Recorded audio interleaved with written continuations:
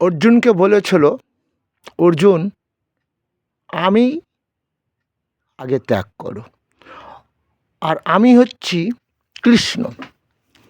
সর্বস্ব চাহং হৃদি, সমস্ত জীবের হৃদয়ে আমি আছি, আত্মা বা জীবন রূপে। তোমরা আত্মা অনেকে বোঝো না, তাই জীবন বলছি।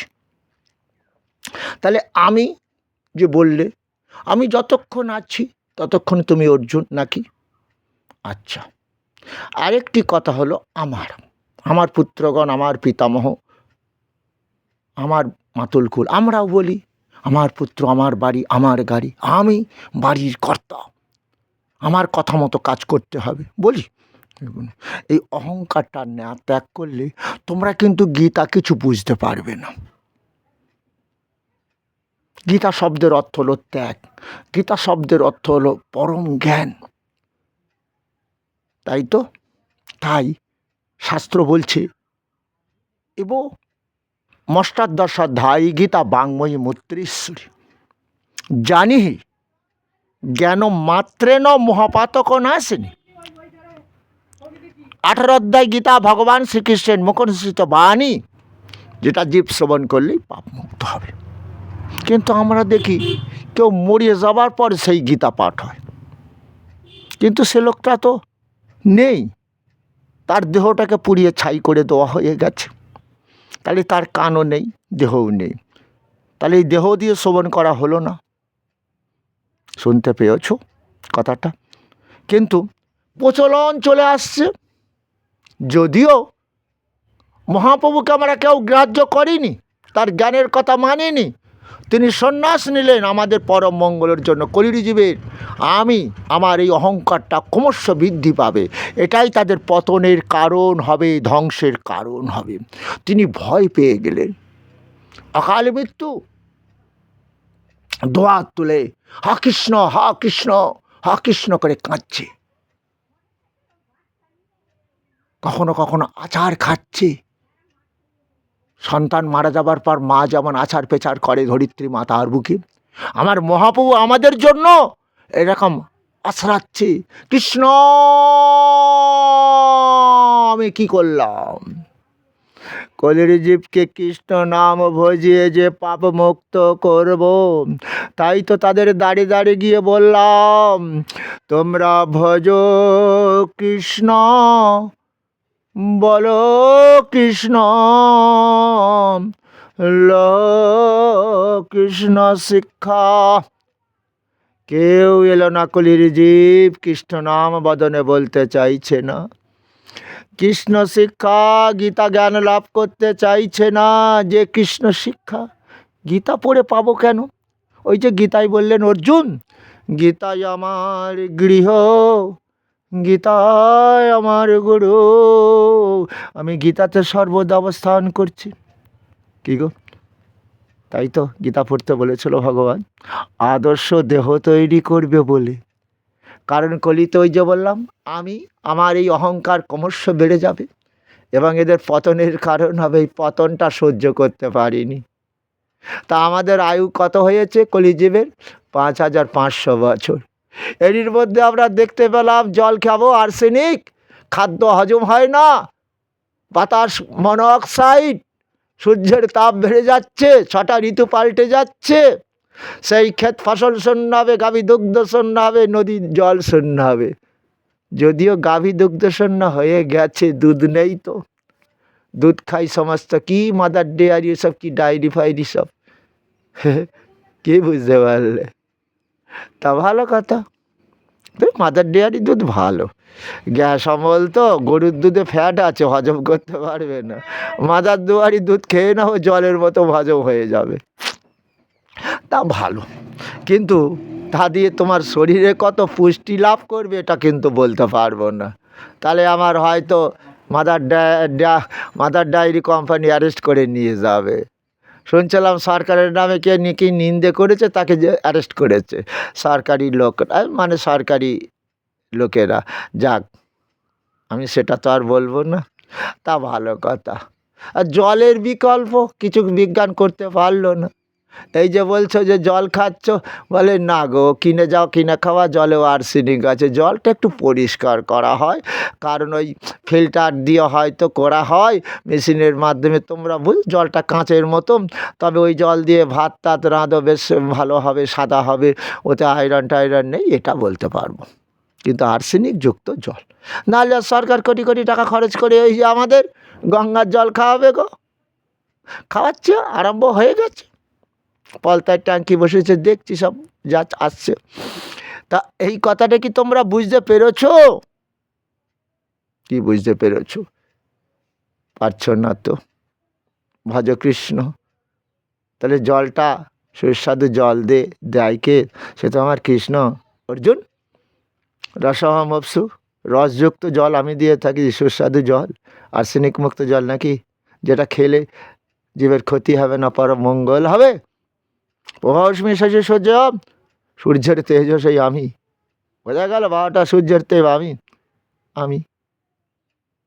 প্রণব বেদেশু, আকাশে শব্দ আমি, বেদের প্রণব আমি, তপস্যাও আমি। ভালো কথা। রসহম অপসু প্রভাবস্মি শশী সূর্য, প্রণব সর্ববেদেশু, সব দেখে বড় সংনিষ্ঠ। আমরা শুনলাম সুন্দর জ্ঞানের কথা গীতাতে। কিন্তু সেই মহাবাবু পাগল এই জন্য তো হলো, এই বদন দিয়ে তারা যদি একটু কৃষ্ণ নাম ভজন করত, দেহ পাপমুক্ত হতো, সেই কৃষ্ণ কি তাদের অকাল মৃত্যু দিতে পারত? মৃত্যু সর্বহরস্য। তাহলে আমাদের অকাল মৃত্যুর কারণ জল দূষণ, আকাশ বাতাস দূষণ, এর ফলেই তো আমাদের অকাল মৃত্যু গ্রাস করছে। তাও ভগবান দেখো বলছে, কৃষ্ণ নাম ভজনে হয় জীবের পাপ মুক্তির কারণ, কর্মভোগ রোগেতে ঔষধ রসায়ন। দেহ দিয়ে অনেক পাপ করেছ, অনেক রোগ ভোগ করছো, কৃষ্ণ নাম ভজন করে দেহ পাপমুক্ত করো। তাই বলছেন, আমি দাঁড়ে দাঁড়ে বললাম, এই কথাগুলো আমার কেউ মানল না। এই যে চৈতন্য ভাগবত পাঠ হয়, এখানে শুনতে পাবে, সেই ভগবান বলেছেন। তুমি বলবে ভগবান বলেনি, ওটা বৃন্দাবন দাস বলেছে। অর্জুন, তারপরে কি বলছে? মহাভারত লিখেছিল কে? মুনি, ব্যাস মুনি। মুনি না পহং ব্যাস, মুনিদের মধ্যে আমি ব্যাস মুনি। বুঝতে পেরেছ কি? আর তুমি বৃন্দাবন দাস, সেটা কে জানো?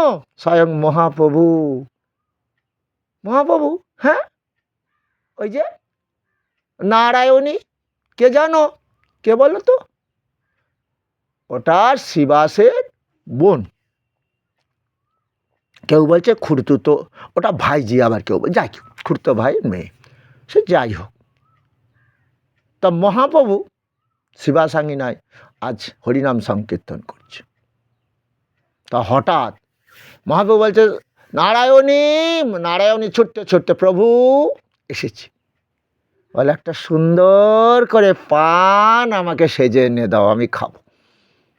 নারায়ণীর বড় আনন্দ, সুন্দর করে পান সেজে মহাপ্রভুর হাতে দিয়েছেন। মহাপ্রভু সেটা খাচ্ছেন, খাওয়া হয়ে গেছে, নারায়ণীর ডাক পড়েছে, নারায়ণী। এই তো প্রভু, দুহাত পাতো, দুহাত পেতেছে নারায়ণী, পানের চেবড়াটা হাতে দিয়েছে।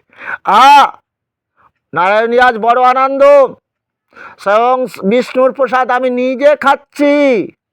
প্রসাদ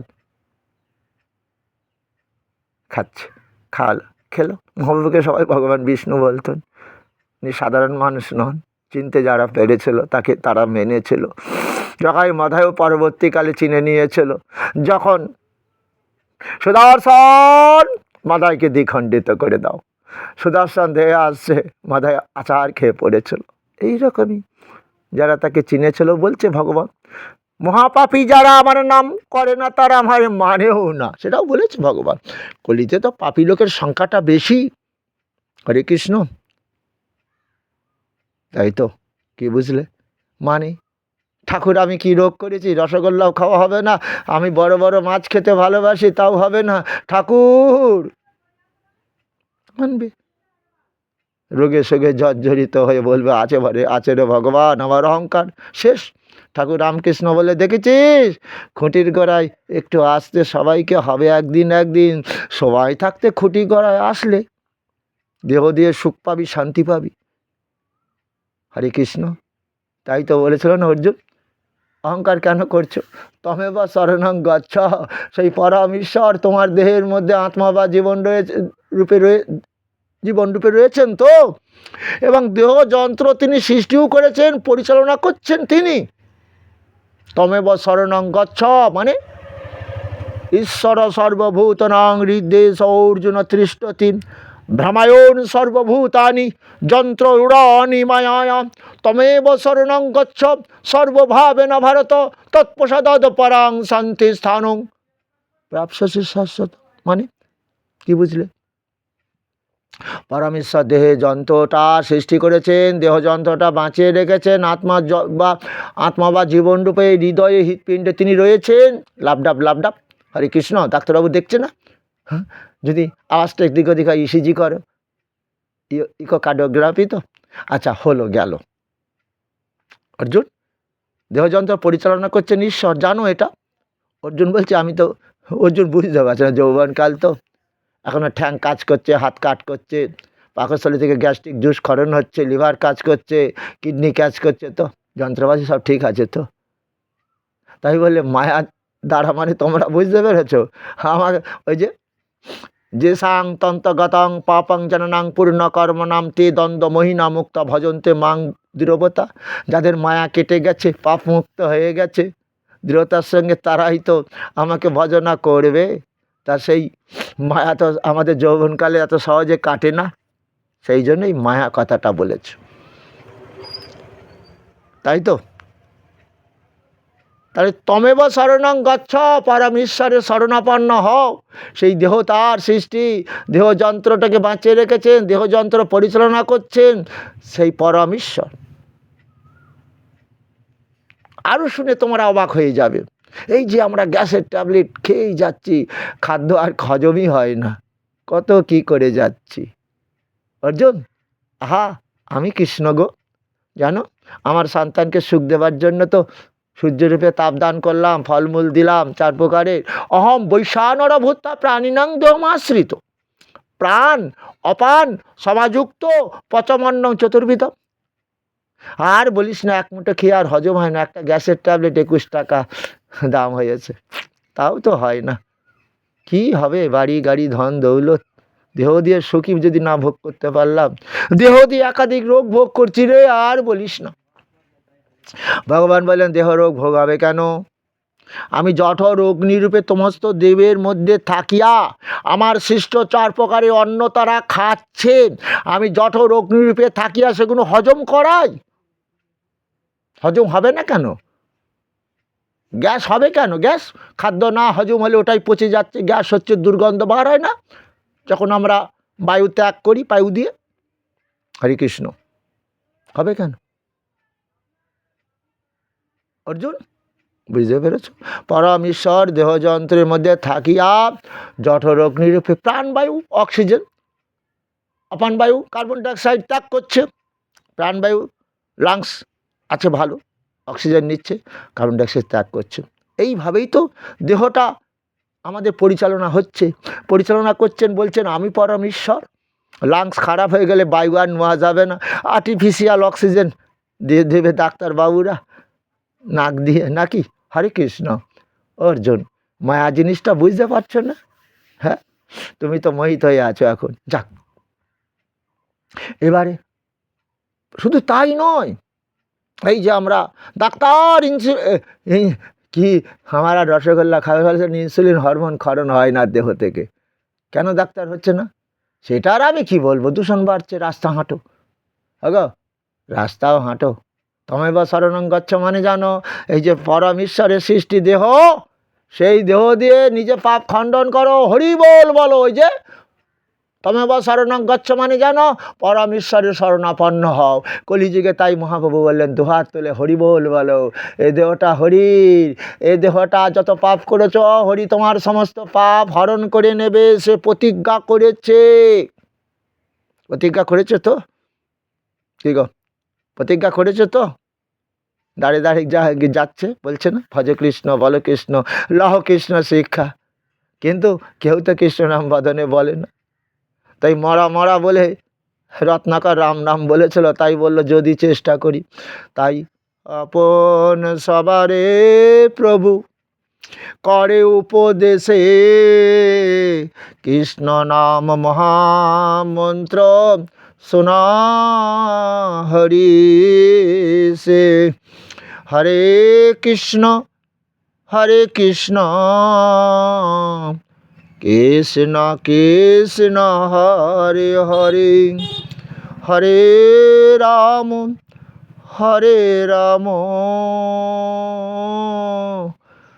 রাম রাম হরে হরে।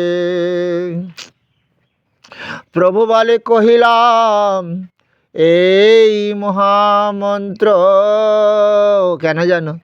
বোঝো না?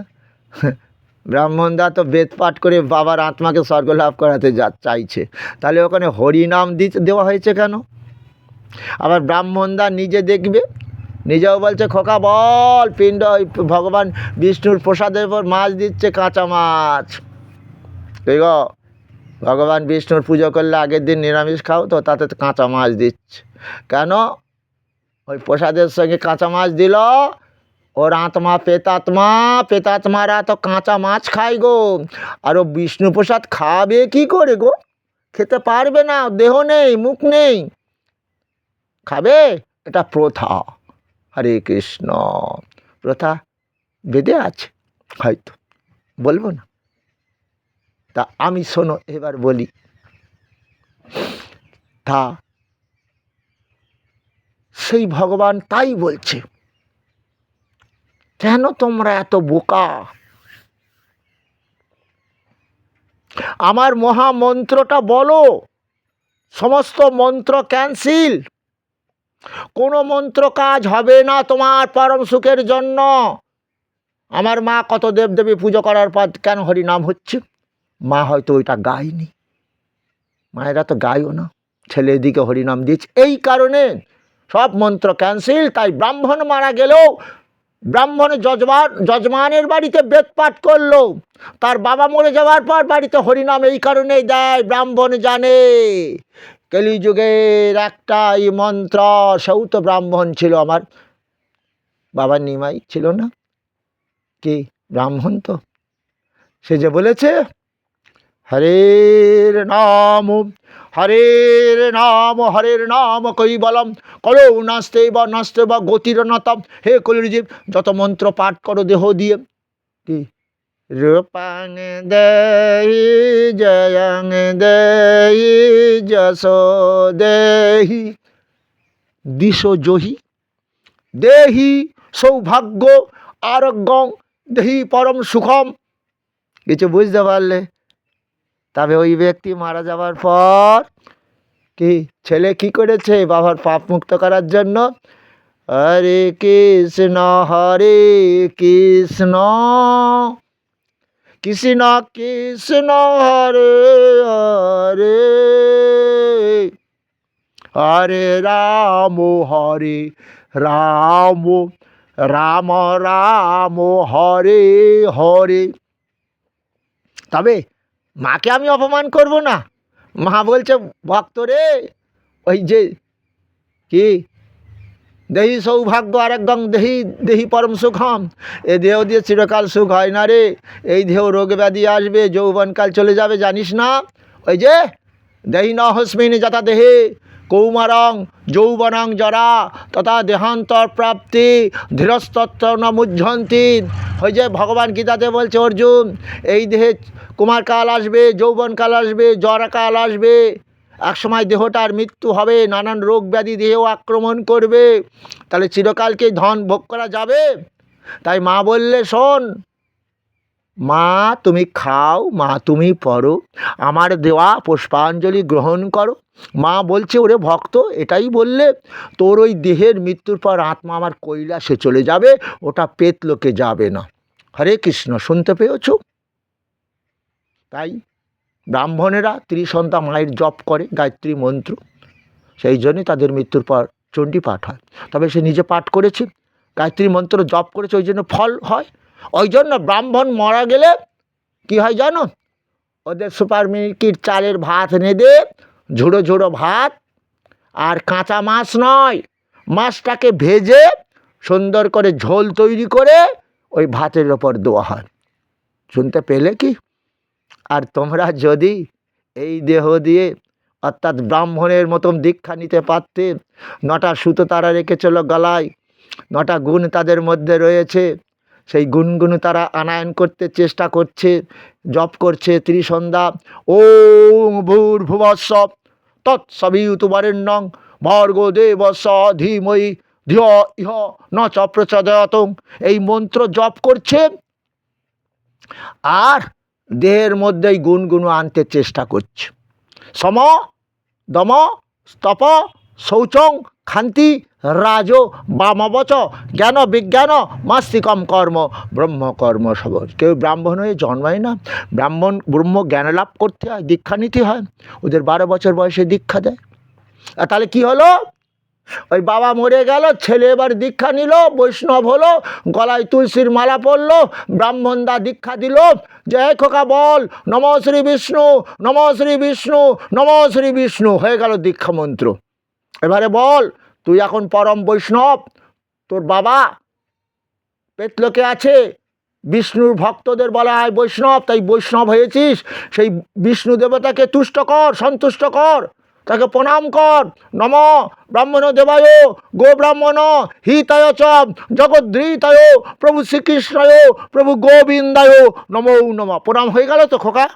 এবারে বল, পাপ পাপ কর্মাহং পাপাত্মা পাপ সম্ভব ত্রাহিমাং পুণ্ডরিকাক্ষ সর্বপাপ হরও হরিণ। হে হরি, তুমি আমার বাবার পাপ হরণ করো, জ্ঞানে অজ্ঞানে যে সকল পাপ কর্ম করেছে সেই পাপ খণ্ডন করে তাকে স্বর্গ লাভ করাও। হরে কৃষ্ণ। করুণার সিন্ধু দীনবন্ধু জগৎপথে গোপেশু গোপিকাকান্ত মাতা রাধাকান্ত নমস্তুতে ঈশ্বর পরম কৃষ্ণ সচ্চিদানন্দ বিগ্রহ অনাদিরাদি প্রভু গোবিন্দ সর্বকারণম। কারণম বোঝা গেল। ওগো, তা পাপ খণ্ডনটা তো জীবিত থাকাকালীন করতে হবে, নাহলে তো আমাদের যমলোকে যেতে হবে। কেন? ওই যে অর্জুনকে বলল, পিতৃনাম যমচাস্মি যম সংযমতমহম, সাধ্যবাসরে পিতা, গীতায় লেখা আছে, সাধ্যবাসরে পিতা গীতা শ্রবণ করে পেতলোক থেকে পিতৃলোকে গমন করবে পুত্রগণকে আশীর্বাদ করিতে করিতে। অর্জুন, পিতৃনাম যমচাস্মি, পিতৃলোকে পিতৃস্বর, আবার যম সংযমতমহম, যমলোকেও আমি যমরাজ রূপে আছি। তা সরাসরি দেহ থাকতে, দেহে যখন আমি তোমার আছি, সেই সময় তো ভজন করলে তারা যমলোকে যেতে হবে কি? তাই তো কলিজীবকে বলো, দীক্ষা নাও, গুরু আশ্রয় করো। বললেন না ভগবান, নহি জ্ঞানেন সদৃশং পবিত্র মিহ বিদ্যতে, এই জগতে জ্ঞানের মতো আর পবিত্র কিছু নাই। তদ্দি পরিপাতন পরিপোষণ সেবায়া উপদেক শান্তিতে জ্ঞানীন আত্মন অর্জন। তদ্দি পরিপাতন পরিপোষণ সেবায় উপদেক্ষান্তিতে জ্ঞানী নত্তত দর্শনম। যার জ্ঞানের কথা জানা আছে এমন ব্যক্তিকে ধরো, তাকে আশ্রয় করো, সেবা করো, সুস্থ করো, করে তার কাছে জ্ঞানের কথা জেনে নাও। তাই তো গুরু এলে পাটা ধুইয়ে দিচ্ছ, প্রণাম করছো, সে যে পরম জ্ঞানের কথা দিয়েছে। তাই তো গো, হরের নাম কৈবলম কলৌ নস্তে বা গতিরন্যথা। হ্যাঁ, গুরু যে বলেছে যে হরিনাম করো দেহ দিয়ে, দেহ পাপমুক্ত হয়ে যাবে। হরে কৃষ্ণ বলো, সেই হরণ করবে আমার গীতা ভগবান কৃষ্ণ, যেটা তোমাদের দাপরে বলেছিল, সর্বধর্মান পরিত্যাজ্য মামেকং শরণং ব্রজ অহম তাম সর্বপাপে মোক্ষয়ী স্বামী মা সূচ। হে অর্জুন, সব ধর্ম ত্যাগ দাও, আমার ধর্ম পালন করো। সেটাই তো কলিযুগে বললেন। কি বললেন? শুনো মিশ্র, কলিযুগে নাই তপযোগ্য, যে জন ভজে কৃষ্ণ তাহার মহাভাগ্য। তাহলে আজ মহাপ্রভু দুহাত তুলে কাঁদছে আর বলছে, ওগো কলির জিত, তোমরা যদি কৃষ্ণ নাম বদন করতে পারতে, আমার এই জ্ঞানের কথাগুলো শুনতে, তোমরা দীর্ঘ আয়ু লাভ করতে, তোমাদের এই অকাল মৃত্যু আমাকে দেখতে হতো না। তাই বলি কলির জিত, আর দেরি করো না, মহাপ্রভুকে অপমান করো না। তোমরা বদন দিয়ে বলো, কি বলো, কি বলবে, কি বলবে বলো? তবে ভগবান গীতাতে একটি সুন্দর কথা বলেছে, গীতা পড়ার যাদের সময় নেই এই কটা নাম বলো, তাও পাপ মুক্ত হবে। কি তৎক্ষণাৎ? ওই যে গঙ্গা, গীতা, সাবিত্রী, সীতা, সত্যা, পতিব্রতা, ব্রহ্মাবলী, ব্রহ্ম বিদ্যা, ত্রিসন্ধ্যা, মুক্তি গেহিনী, অর্ধমাত্রা, চিদানন্দা, ভবগ্নি ভ্রান্তি নাশিনী, বেদত্রয়ী পরানন্দা, তদাত্ম জ্ঞানমঞ্জরি। হলো, এই নাম জপ করো, তাও তোমরা তৎক্ষণাৎ পাপ মুক্ত হবে, তোমার ভগবান বলেছে।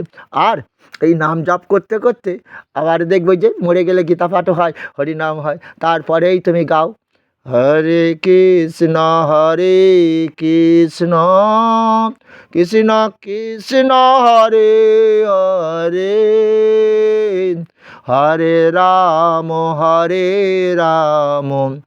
রাম রাম হরে হরে।